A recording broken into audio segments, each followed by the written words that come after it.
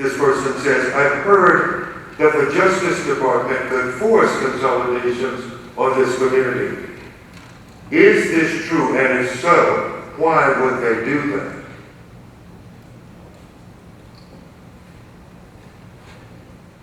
It is highly unlikely that the Justice Department would force the merger of these two school districts. There's no history of it, no examples for it. I just don't think that would happen. I don't know of a case where that has happened.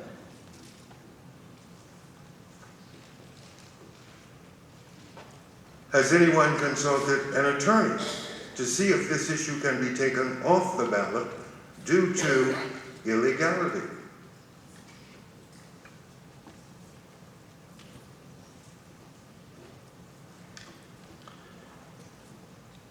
I have not spoken to an attorney specifically addressing that question. I did write an editorial that suggested that CUE make that effort to see whether or not they could have it removed, since they were the body that had it put on there in the first place.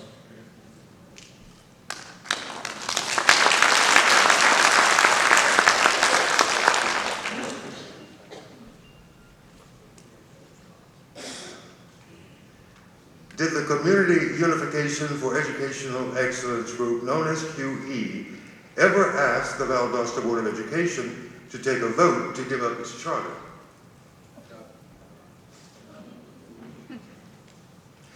How is it that only the city residents are the ones voting on this issue?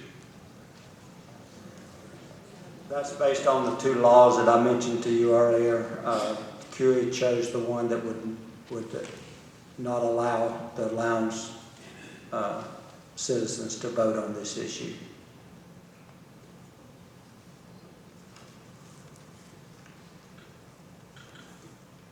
Will the city and the county boards wait until after the election to come together and discuss school unification? The answer is no. Speak into the mic, why don't you? The answer is no. If unification was necessary, how do you see community leaders coming together to make a viable plan?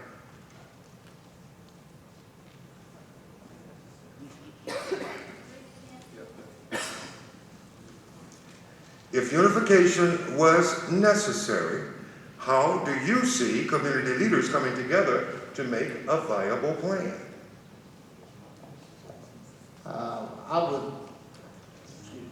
I would hope that both boards would be willing to sit down, open lines of communication, as well as open it up to all stakeholders in the community, all of the county, which includes Valdosta City. Any and all that were willing to sit down and participate in that planning should certainly be encouraged to do so and invited to do so, and we should have an open door policy for that. Let me just say, I believe I've been on the board probably the longest than anyone up here. And I'm just as guilty, I guess, as the ones that's not on the board anymore. But I think it's time that, I believe it's time for, things happen for a reason. And it's time that the Valdosta Board of Education, the Lowndes Board of Education, realize that we're not playing football. That our concerns are kids' education. Academic is our #1 priority.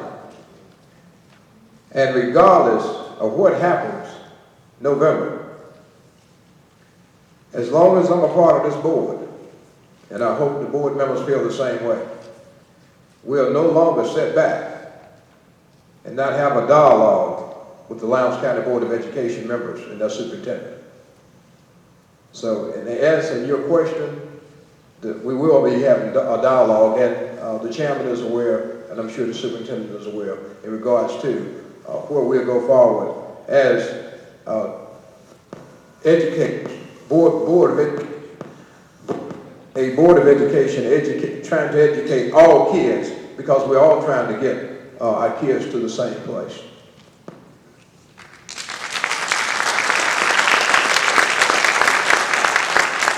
If unification does not occur this time around, do you see it coming back sometime in the future and being more successful based on participation? I had the opportunity to serve on Project 2000. I believe that was back in 1990 with Mr. Rusty Griffin, Mr. Crane, and several other members of our community. Consolidation was looked at then. It's a little close to being looked at now. After this happened, if it doesn't pass, I'm sure it'll come back. But I'll say this, I believe strongly that when this city and county gets ready to consolidate, it goes back to what Dr. Kaysen said. It should be well planned, at least no less than 3 years, with the community being involved, if this is what the community wants. However, with the progress that the city school system is making at this time, I can't see anybody in their right mind want to disrupt these kids' learning ability and the hard work that these teachers and administrators and our superintendent is putting out. So, in regards to your question, that's my answer to that.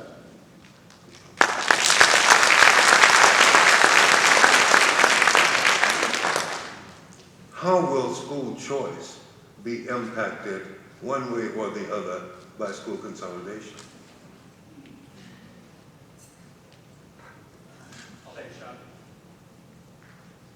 I'll take a shot at this one as well.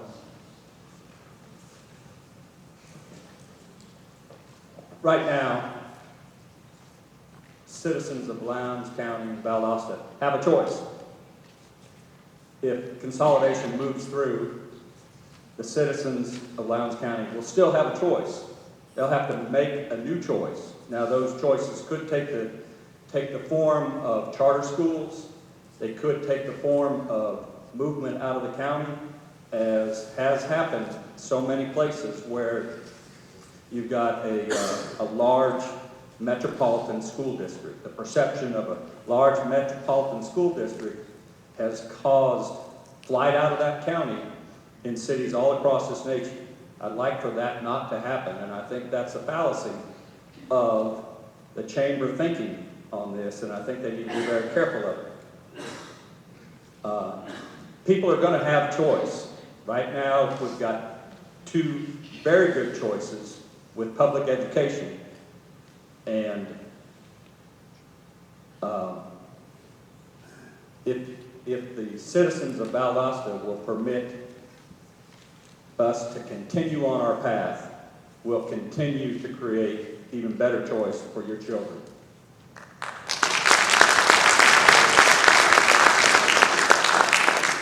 This question is in regards to consolidation passing and the establishment of a new board.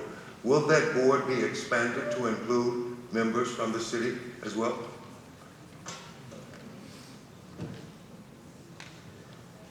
This is a state law now. The 9-member board that you see up here on the stage, you'll see no more. State law states now that the number of board members that can serve on a board of education, once it's dissolved, will be 7. So in answering your question, the setting board, and as I said earlier, would be the one that would decide in regards to what direction that board will go in the election and the districts. It will be submitted to the Justice Department, and if it's not protested, then it will be approved. Do you see a protest coming in light of the passage of school consolidation in a situation or scenario whereby current board members were excluded rather than given the opportunity to be included? At this time, with my dialogue with the chairman, the sitting chairman at this time, I don't see that. In regards to the members out there, I honestly believe that we will have a dialogue with the board setting board, and that we can come. You're not gonna, let's face it, you're not gonna make everybody happy.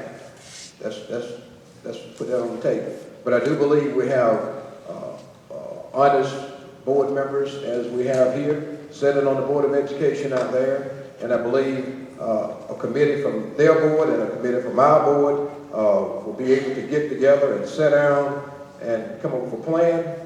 And once we have come up with that plan, bring the two boards together to discuss it fully, and then move forward with the community. But I really don't believe, I may be wrong, but I believe the Lowndes County Board of Education will be more than willing to work together to try and come up with a feasible plan for a good board for the Lowndes County Board of Education. And that would be a diverse board. I don't see it any other way. I don't think the citizens will sit back and not let it be any other way than a fair board.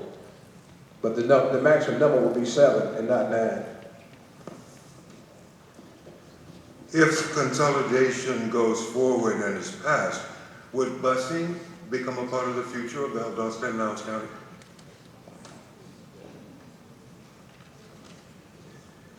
We would certainly hope not, but to bring about racial equity in any way, it would require busing, because once again, you don't control where people live.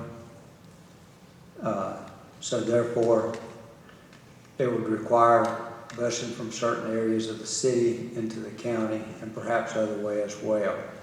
However, as I stated earlier, that practice has been put to bed a long, long time ago. So I suspect that our schools in a consolidated district would look very much like they look now. The Lowndes County school system does not have an IB program. If there is consolidation, what happens to the IB students in the city school system?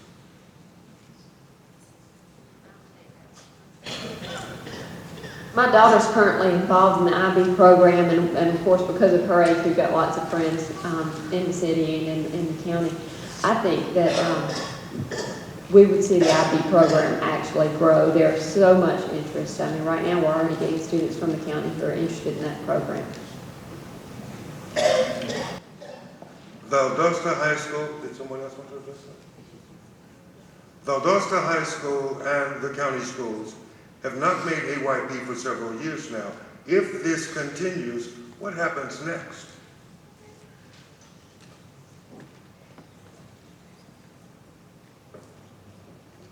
During the 2011 school year, this past school year, only 30% of high schools in the state of Georgia made AYP.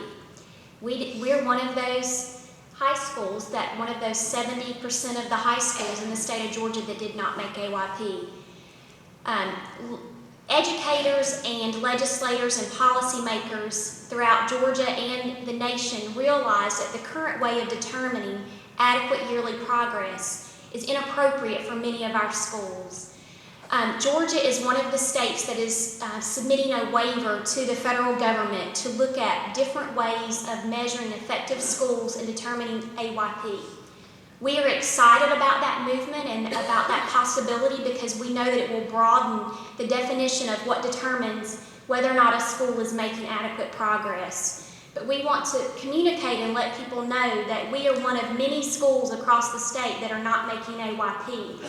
That doesn't necessarily mean that we are doing everything the way that we need to. We're doing many great things within our school district and within our high school. But we also need to look at re-establishing the way that we determine whether or not schools are adequate, because our current system is not effective. This question follows the last. In light of how the state is significantly increasing the level of academic standards in 2012, what is your plan to address the issue so that Valdosta High does not miss AYP next year?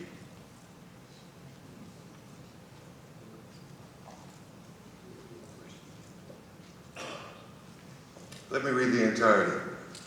You have previously said that our public schools are doing fine academically, yet Valdosta High School is one of 53 schools in the state that have now missed AYP for at least 5 consecutive years. This means Valdosta High School is now placed on the list of schools under state-directed status and must enter into an improvement contract with the Georgia Department of Education, where a state director will assist that school full-time with implementing needed education reforms.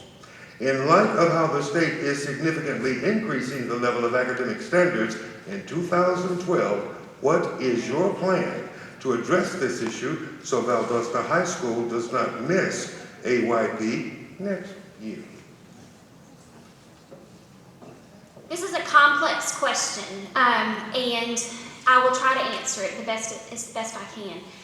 Valdosta High School, along with our central office support staff, and also along with the help from the Department of Education school improvement specialist, Bobby Smith, we're working diligently to implement